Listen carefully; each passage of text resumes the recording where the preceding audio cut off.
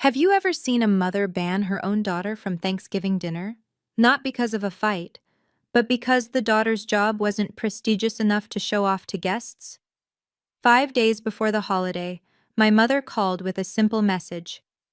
Your sister is bringing her wealthy boyfriend to meet the family. She doesn't want you there. Your blue-collar teaching job would embarrass her. I said I understand, and hung up. What my family didn't know was that I'd been quietly controlling a $15 million inheritance, the exact money my perfect sister was counting on for her dream wedding. And when they discovered the truth 5 days later and came pounding on my door in panic, the tables turned in ways none of us expected. My name is Thora Mitchell, 32 years old. This is that story. If you're watching this, please subscribe and let me know where you're watching from. The call came on Sunday, November 24th at exactly 6:47 p.m. I remember because I was grading papers on the progressive era, and I'd just written excellent analysis on Marcus Thompson's essay about labor reform. The irony wouldn't hit me until later. There I was, celebrating a student's work on workers' rights, while my own family was about to remind me exactly where I stood in their hierarchy. Thora, my mother said, her voice carrying that particular blend of forced warmth and underlying steel I'd learned to recognize decades ago. We need to talk about Thanksgiving. I set down my red pen. In the Mitchell family, we need to talk never preceded good news. What about it? Well, a pause. The kind of pause that comes before a blow, wrapped in silk. Vivian is bringing Derek to meet the family. You know how important this is. Derek Hartwell. I'd heard the name approximately 400 times in the past 3 months. CEO of Hartwell Capital, a private equity fund managing over $400 million. Vivian's ticket to the life she'd always believed she deserved. That's great, I said. And I meant it. Despite everything, I wanted my sister to be happy. I'm looking forward to meeting him. Another pause. Longer this time. That's actually what I wanted to discuss. Vivian feels that, well, she thinks it might be better if you weren't there this year. The words landed like stones in still water. I watched the ripples spread through my chest, familiar and cold. I'm sorry? It's nothing personal, Thora. It's just, Derek comes from a very particular world. Finance, investments, that sort of thing. And you're... She searched for the word, though we both knew she'd already found it. Your career choice. It might send the wrong message. My career choice. As if I'd stumbled into teaching by accident, rather than fighting for my certification while working 2 jobs to pay for grad school. Mom, I have a master's degree in education. I've been teaching for 10 years. Exactly. Her tone shifted, as if I'd just proved her point. 10 years, and you're still making what, 50,000? 58. Not that it mattered. The number would always be too small in her ledger. Vivian is a marketing director now. She works with investors, high net worth individuals. She needs Derek to see that the Mitchell family is compatible with his world. I thought about last Thanksgiving. The way my mother had introduced me to the Hendersons from her book club. This is Thora, my older daughter. She teaches. That pause, heavy with unspoken disappointment. Vivian, of course, is in corporate marketing. The shift in her voice, from flat recitation to proud announcement, had been subtle enough to seem accidental. It wasn't. I thought about the email she'd sent 3 months ago, requesting my contribution to Vivian's engagement party. Since you don't have a family of your own to support, I'm sure you can contribute a bit more. $3,000 should cover the flowers and part of the venue. I transferred the money the same day, without a word of protest. According to the National Education Association, teachers earn 26.4% less than comparable college-educated professionals. I knew that statistic by heart, not because it made me feel like a victim, but because I taught my students about systemic inequities, about how society chooses which work to value. I just never expected to become a case study in my own family. Mom, I said carefully. I could come after dinner, just to say hello, meet Derek. Vivian was very clear. My mother's voice hardened. She doesn't want you there at all. Please don't make this difficult for me, Thora. Don't make this difficult for me, as if I were the one wielding the knife. I looked around my apartment, the one bedroom in Somerville I'd called home for 6 years. The second-hand couch I'd reupholstered myself, the bookshelves overflowing with history texts and lesson plans, the small kitchen where I packed lunches at 5:30 every morning because I couldn't afford the cafeteria prices. This was the life that embarrassed them. I understand, I said. The words came out automatically, worn smooth by a decade of practice. I understand when she forgot my birthday, but threw Vivian a surprise party. I understand when my promotion to department chair went unmentioned at family dinner, while Vivian's new office got a 20-minute discussion. I understand when I wasn't included in the family photo for the Christmas card because the photographer charged extra for more than 4 people. I understand. The 2 most expensive words I'd ever learned. Good.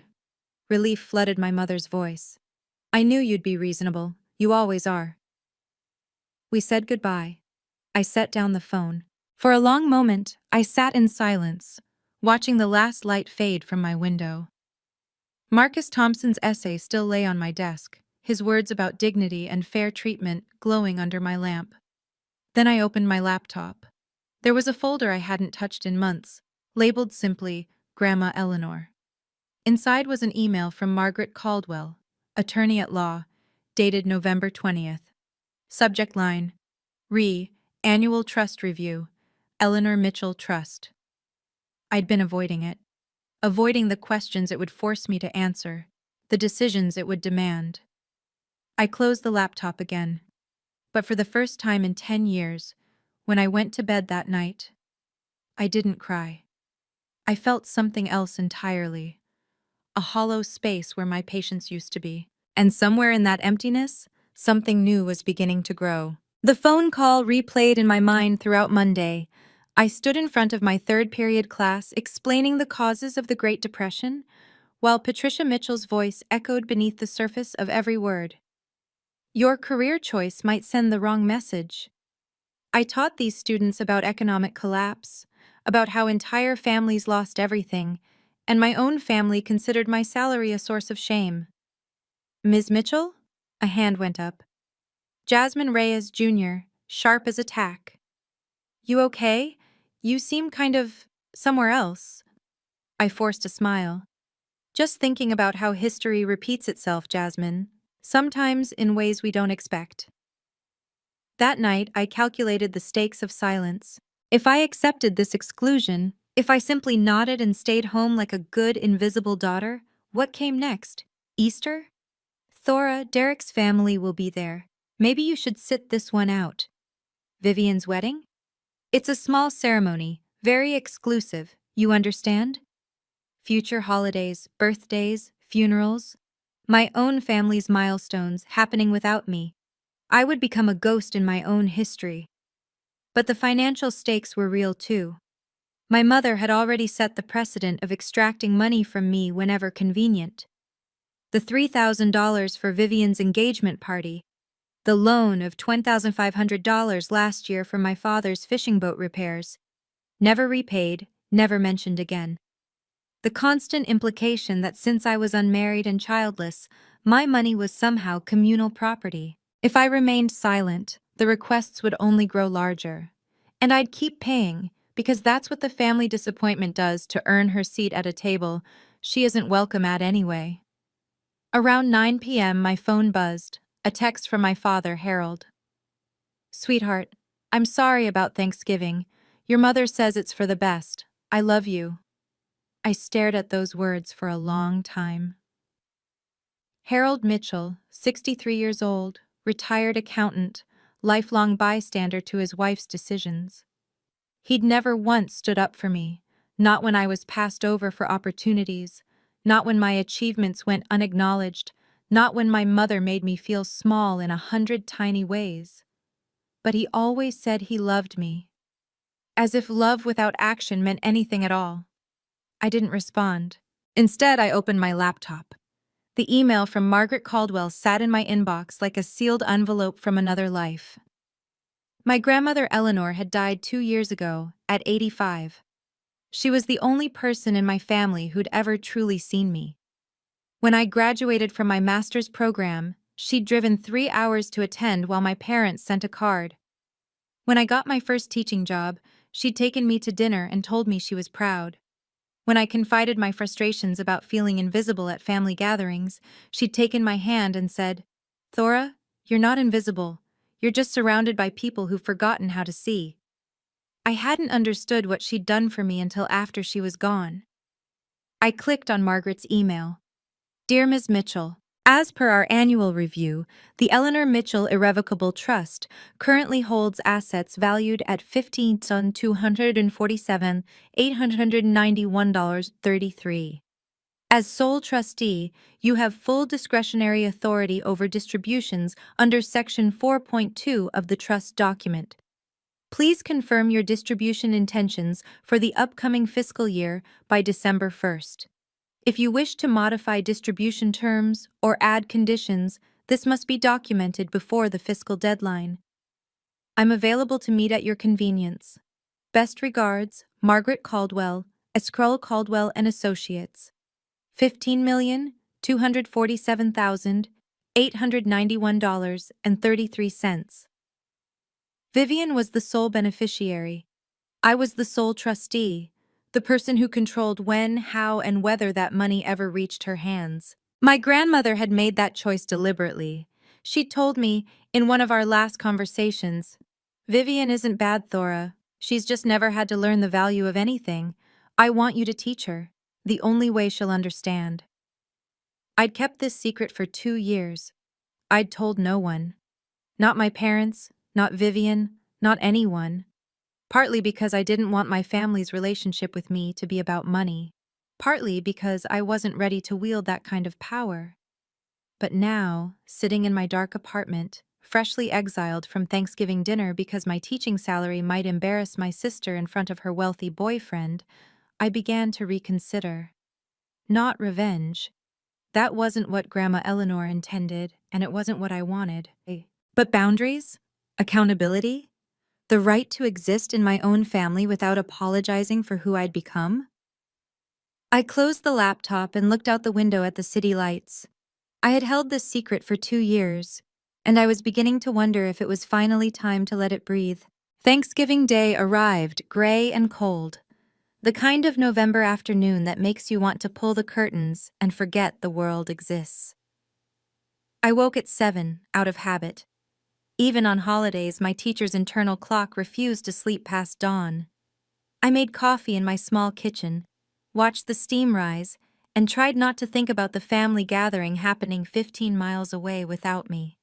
By noon, I'd graded 32 essays. By 3, I'd reorganized my entire bookshelf by historical period. By 5, I'd accepted that no amount of productivity could fill the hollow space in my chest. I made myself dinner. A microwavable turkey breast, instant mashed potatoes, canned cranberry sauce. The saddest Thanksgiving meal I'd ever assembled, eaten standing at the counter because sitting at my small table felt too formal for a party of one.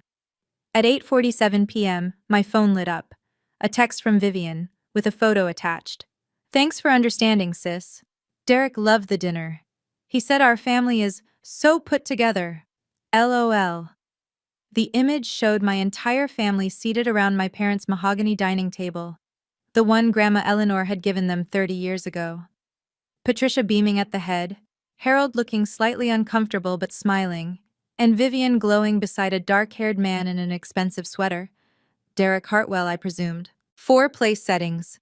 No empty chair where I should have been. So put together. I set down my phone. Then I picked it up again and studied the photo more closely. My mother was wearing the pearl earrings I'd given her for her 60th birthday, the ones she'd said were simple but thoughtful. Vivian was wearing a cashmere wrap that cost more than my monthly rent.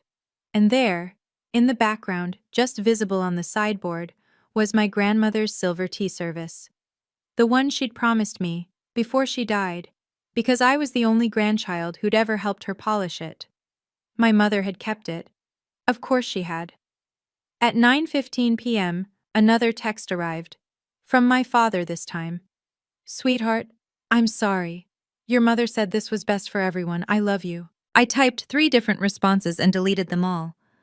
What was there to say? He was sorry. He always was. But sorry didn't bring back a seat at the table. I called Rachel Torres instead. Rachel taught AP English at my school.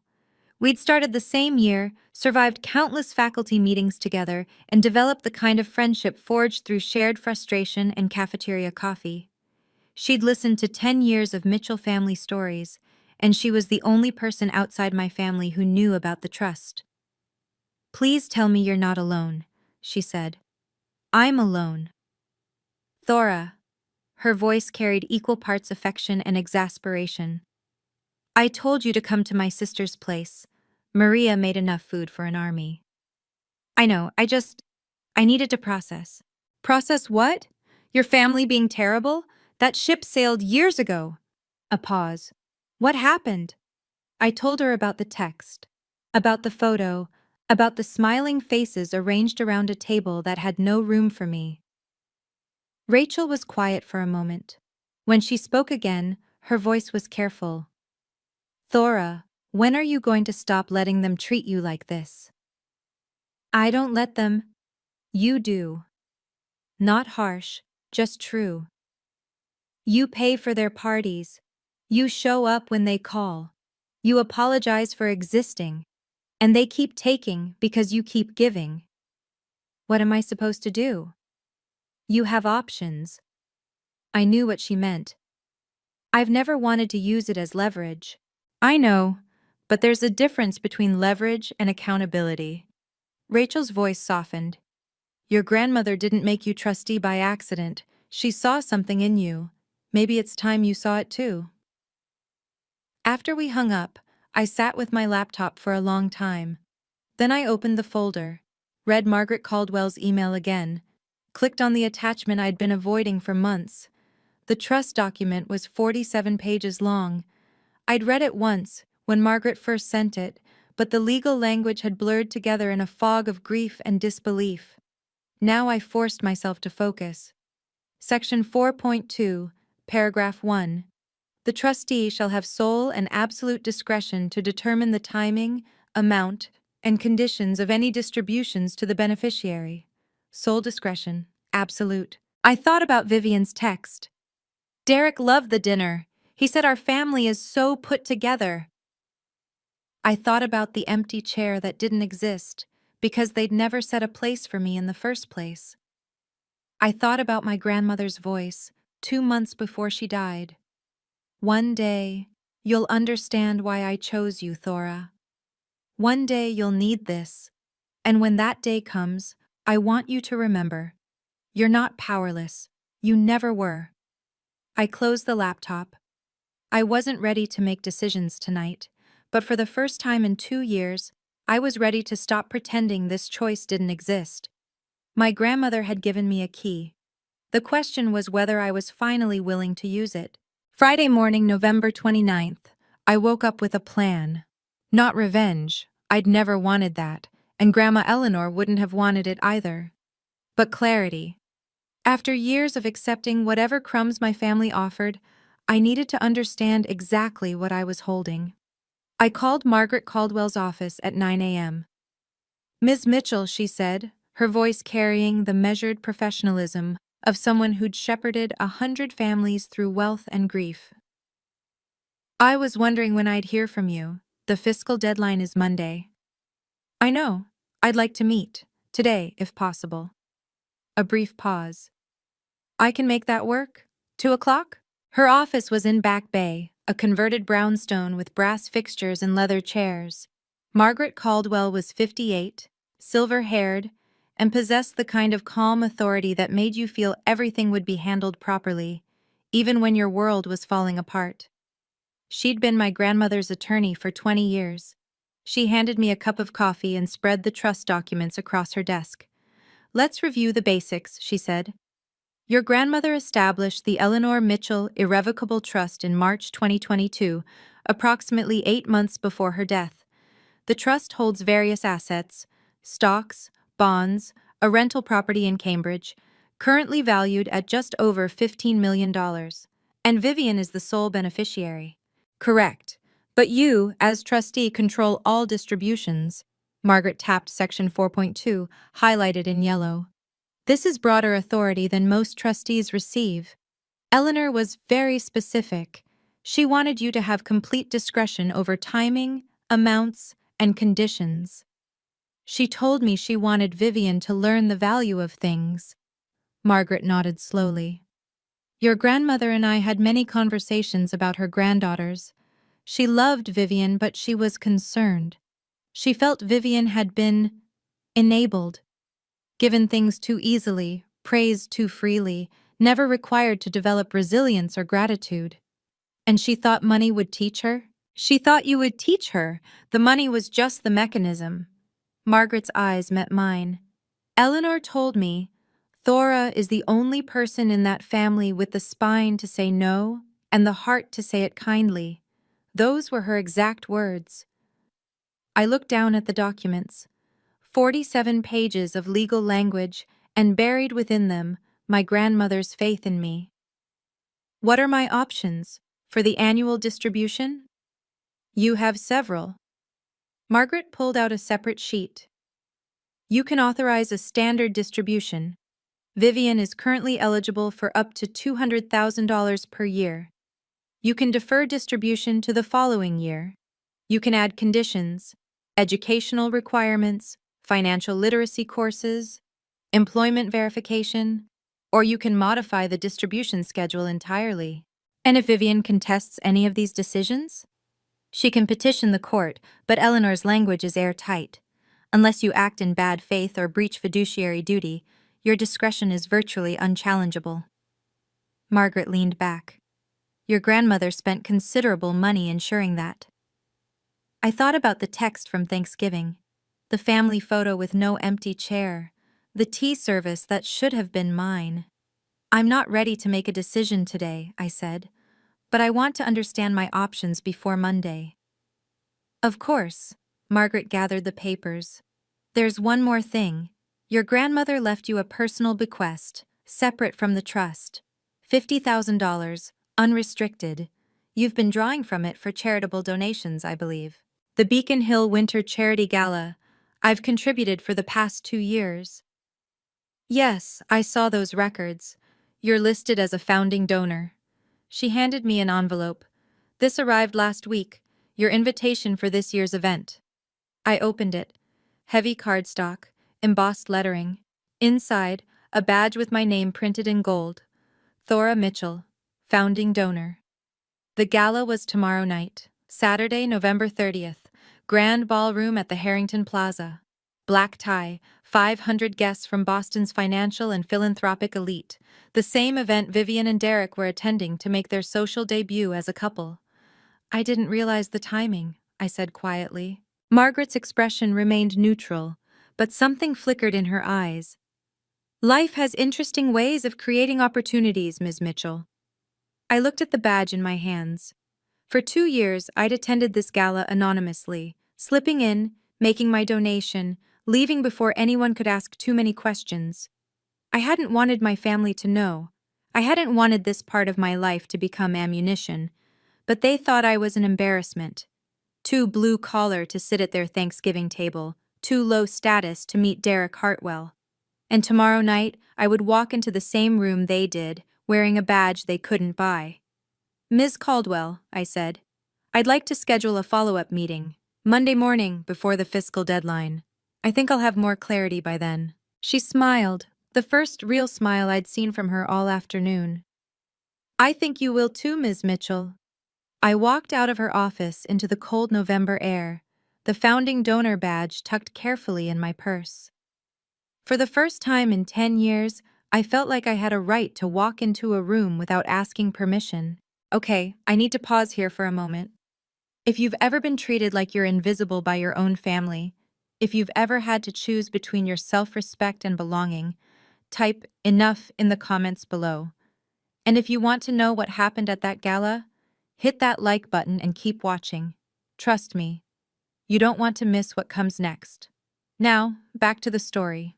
The doorbell rang at 4:23 p.m. on Friday, November 29th. I wasn't expecting anyone.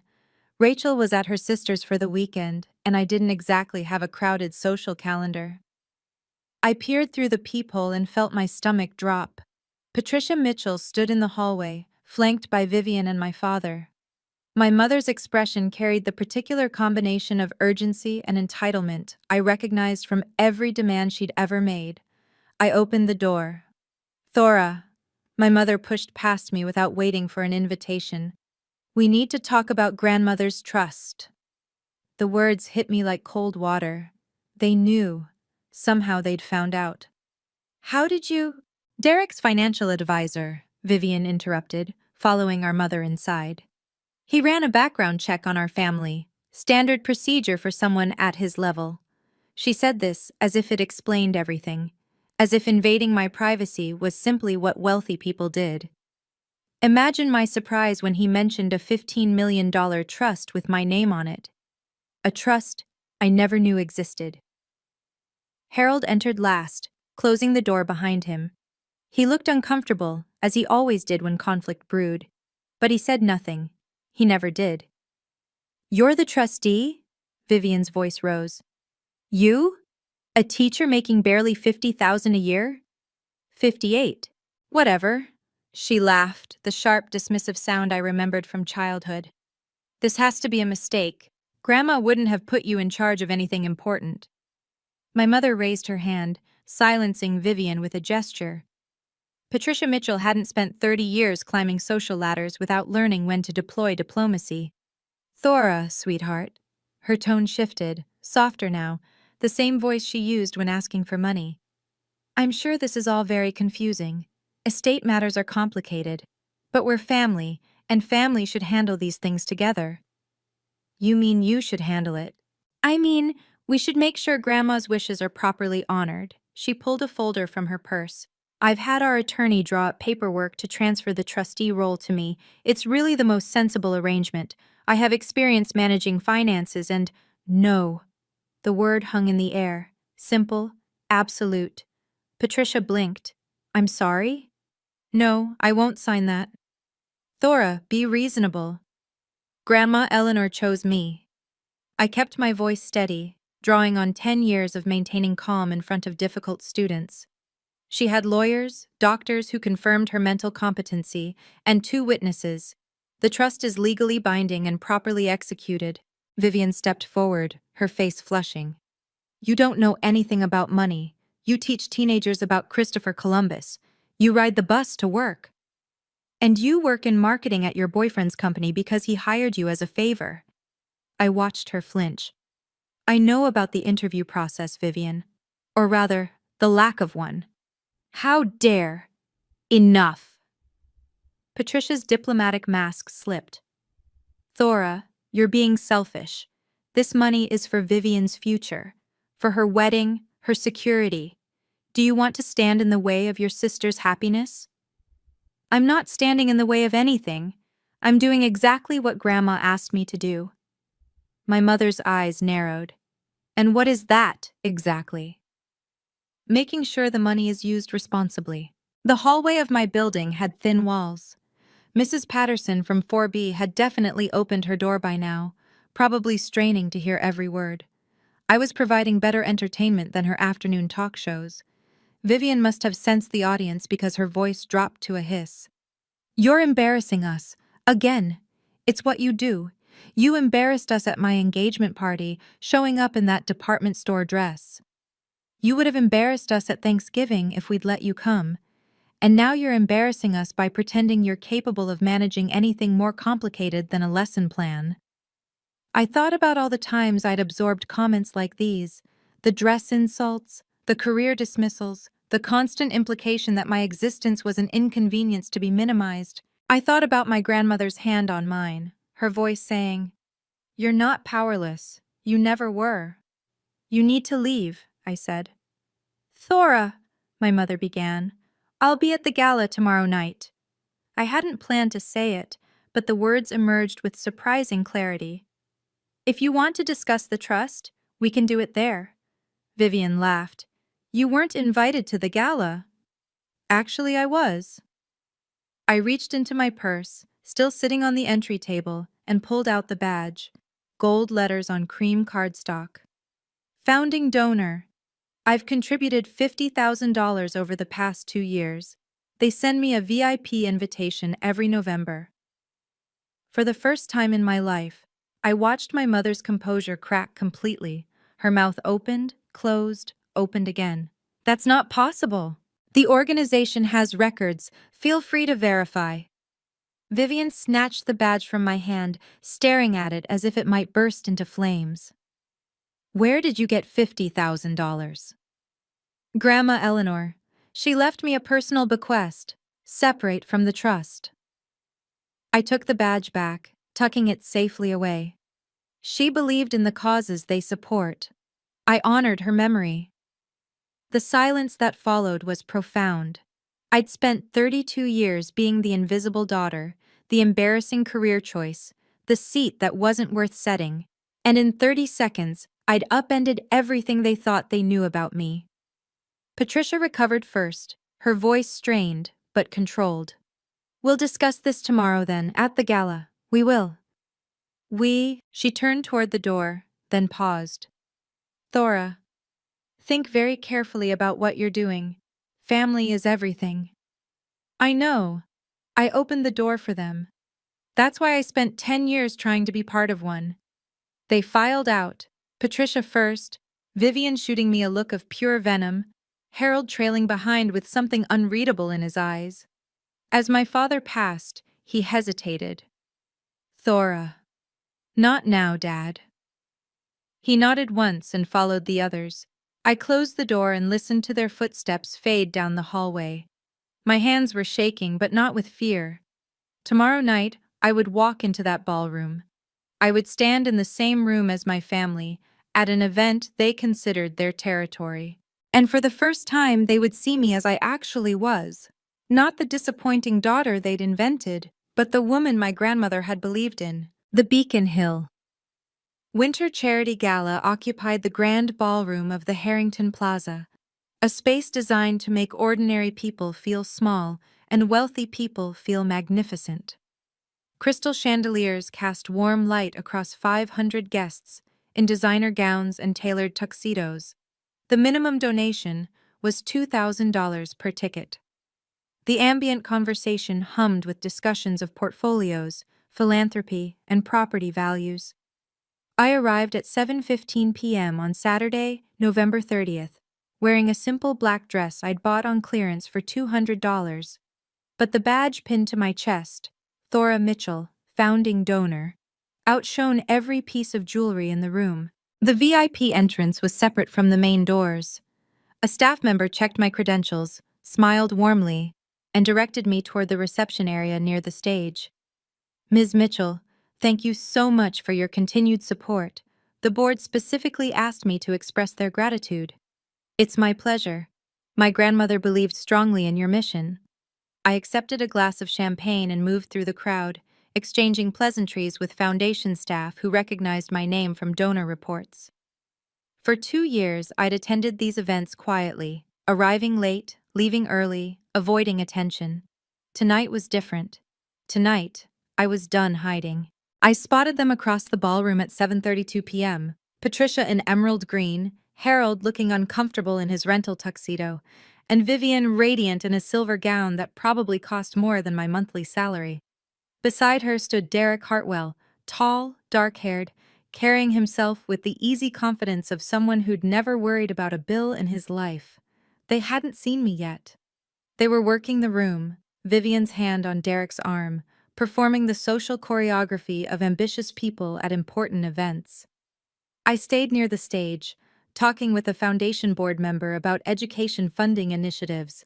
It felt surreal, discussing grant proposals while watching my family pretend I didn't exist, in a room where my name carried more weight than any of them realized. At 7:48 p.m., Derek noticed my badge.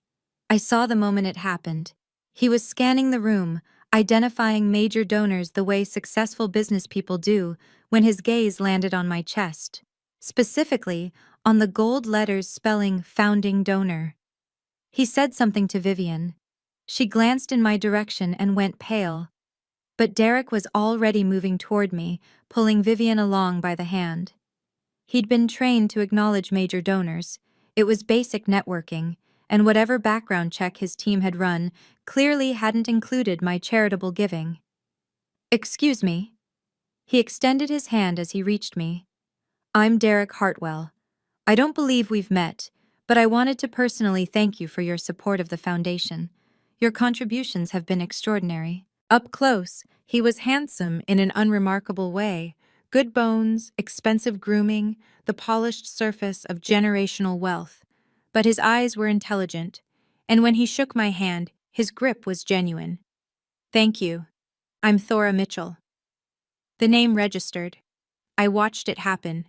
The slight widening of his eyes, the quick glance at Vivian, the recalculation.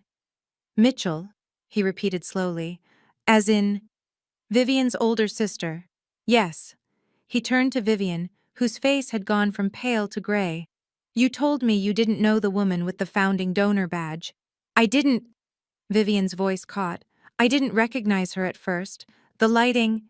"The lighting." Derek's tone cooled by several degrees. "Your sister has donated over $100,000 to a foundation I've supported for years, and you didn't recognize her?" Other guests were starting to notice. The volume of our conversation wasn't loud, but the body language spoke clearly. Tension, conflict, the irresistible magnetism of wealthy people behaving badly. Patricia materialized at Vivian's elbow, her social radar detecting crisis. "Derek, darling, what a wonderful event! Have you seen the silent auction items?" "Mrs. Mitchell." Derek's voice remained pleasant, but something had shifted beneath the surface. "I was just thanking your daughter for her charitable contributions. I understand she's been a founding donor for 2 years." Patricia's smile froze. "My daughter?" "Thora." He gestured toward me. "She's apparently contributed $50,000 annually. That's more than many of our VIP ticket holders combined." "I didn't realize." Patricia trailed off, her composure fracturing for the second time in 2 days. "Didn't realize your daughter was a major philanthropist? Interesting." Derek turned to me. "Ms. Mitchell, Thora, I apologize. I was told the Mitchell family would be attending tonight, but your name wasn't mentioned." "I'm not often mentioned." The words came out before I could soften them, but they were true, and I was tired of softening truths. "Derek." Vivian's hand tightened on his arm. "This is family business. It's complicated." "What's complicated about it?" His voice sharpened. "Your sister is standing here with credentials that suggest she's taken this foundation's mission seriously for years. And 15 minutes ago, you told me you'd never seen her before." "Derek, please. What else haven't you told me?" A new voice entered the conversation, calm, authoritative, perfectly timed. "Thora, I didn't expect to see you here tonight." Margaret Caldwell approached in a navy blue gown, her silver hair swept into an elegant twist.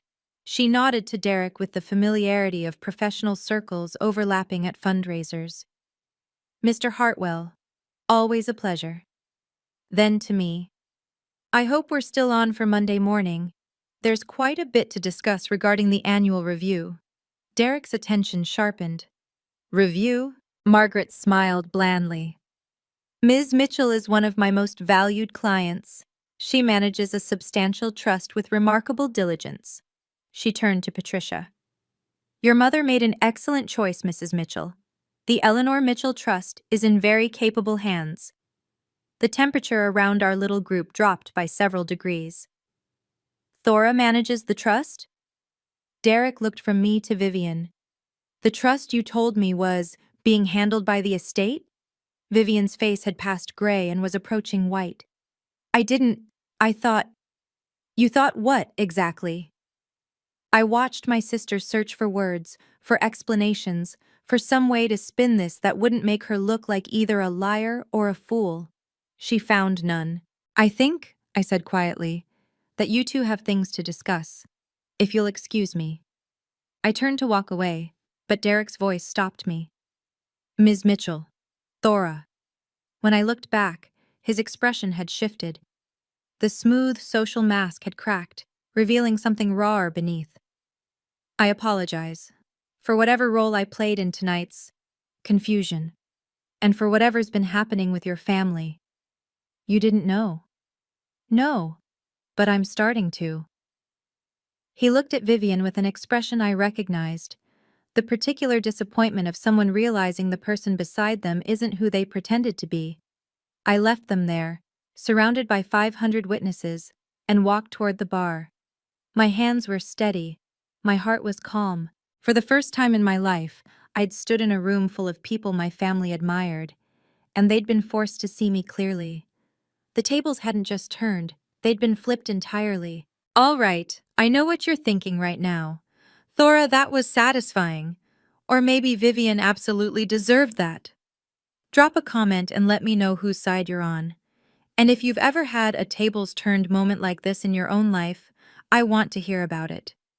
Hit that like button if you're feeling the same tension I felt in that ballroom.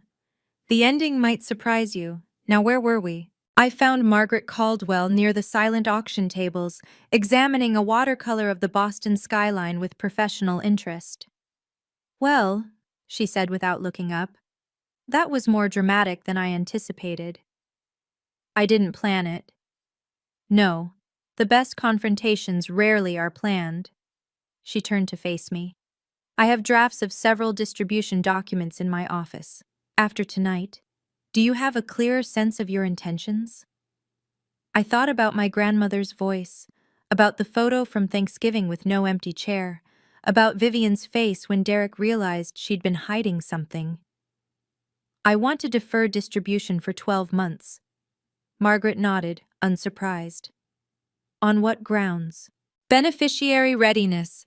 Section 4.2 allows me to consider financial maturity as a factor in timing distributions. I want to require Vivian to complete a certified personal financial management course before she receives any funds. That's within your authority.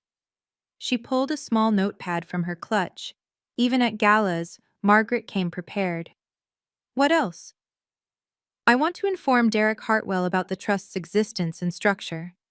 Not to sabotage their relationship, but because he deserves complete information before making major life decisions.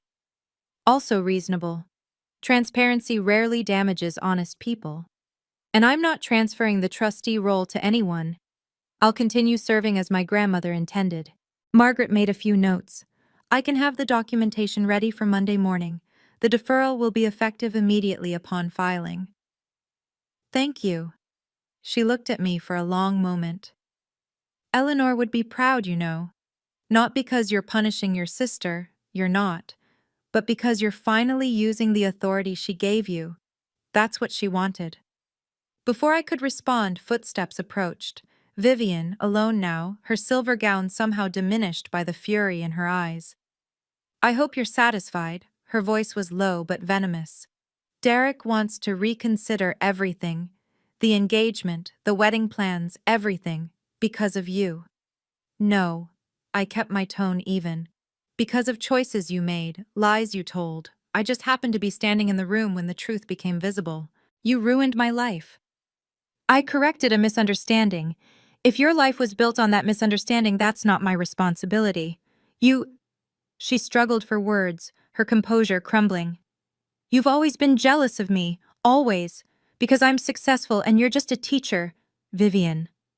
I stepped closer, lowering my voice so only she could hear. I'm not doing this to hurt you. Grandma Eleanor loved you. She wanted you to have this money, but she also wanted you to become someone who deserved it. I deserve it now. Then prove it. Take the financial management course. Demonstrate that you can handle responsibility. In 12 months, we can revisit the distribution. Her face contorted. You're setting conditions? You're making me jump through hoops for my own inheritance? I'm doing what our grandmother asked me to do. I held her gaze. You've never had to earn anything in your life, Vivian. Maybe it's time you learned how. I hate you. The words came out raw, almost childlike. I actually hate you. I know. It should have hurt more than it did. But my job isn't to make you love me. My job is to honor Grandma's wishes. And I'm going to do that, whether you hate me or not. Vivian stared at me for a long moment, then turned and walked away without another word. My mother found me next, predictably. Thora. Patricia's diplomatic mask was back in place, but cracks showed around the edges. You've gone too far. Have I? Humiliating your sister in public. Interfering with her relationship. This isn't what family does. No? I tilted my head. What about calling to ban someone from Thanksgiving because their job might embarrass the family? Is that what family does? That was different. How? For once, Patricia had no ready answer. Mom, I said quietly, I didn't come here tonight to start a war. I came because I was invited. I was recognized because I've been contributing to this foundation for years, honoring Grandma Eleanor's values while you dismissed me as an embarrassment. Everything that happened tonight happened because you and Vivian chose to hide truths and tell lies. Thora, I'm going to keep being the trustee. I'm going to require Vivian to meet certain conditions before accessing the funds. And I'm going to stop pretending that being treated as invisible is acceptable. What do you want from us? The question caught me off guard, not because it was unexpected, but because for once it seemed genuine. Respect, I said. Not because of money or status, but because I'm your daughter. I've spent 32 years trying to earn a seat at your table, and I'm done. Either I belong in this family as I am, or I don't belong at all. My father appeared at the edge of our conversation, hovering as he always did. Harold, Patricia began, tell her. She's right. Both Patricia and I turned to stare at him. She's right, he repeated, his voice stronger than I'd heard it in years. We've treated Thora terribly. Eleanor saw it. I saw it. And I never did anything. He met my eyes. I'm proud of you, sweetheart. I should have said that a long time ago. I didn't trust my voice, so I just nodded. My mother looked between us, calculating, reassessing. I watched her realize that the ground had shifted beneath her feet, that the family dynamics she'd controlled for decades were suddenly unstable. We should go, she said finally, taking Harold's arm. This isn't the place. No, I agreed. It isn't. I left the gala at 10:47 p.m., stepping into the cold November night with my badge still pinned to my dress. The doorman hailed a cab, calling me Ms. Mitchell with genuine warmth. I didn't feel victorious. I didn't feel vindicated. I felt free. The fallout began within 48 hours. Derek Hartwell announced to Vivian on Sunday morning that he needed space to think. By Monday afternoon, their engagement was on indefinite hold. Not officially canceled, but suspended in a limbo that spoke volumes. Word spread through their social circle with the efficiency of gossip among the wealthy. The golden couple of Hartwell Capital had hit turbulence. Vivian's position at the company became untenable by Tuesday. She wasn't fired, Derek was too polished for that, but she was encouraged to explore opportunities that might better align with her long-term career goals. Translation. Her presence had become awkward, and everyone knew it. She cleaned out her desk on December 3rd. My mother received phone calls from her social circle throughout the week. The Hendersons, the Castellanos, the Morrison Whites from her charity board, all expressing concern and offering support, which was really code for mining for details about the Thanksgiving scandal that had apparently become the talk of the Winter Gala. The story is everywhere, Rachel reported over coffee on Wednesday. I heard 3 different versions at my dentist's office yesterday. Something about a sister being banned from Thanksgiving and then showing up as a major donor. The details vary, but the punchline is always the same. What punchline? That the embarrassing daughter turned out to be more impressive than anyone knew. Rachel grinned. People love an underdog story, Thora, especially one with receipts. The formal aftermath came Monday morning, December 2nd, at Margaret Caldwell's office. I signed the deferral documents at 9:15 a.m. The language was precise.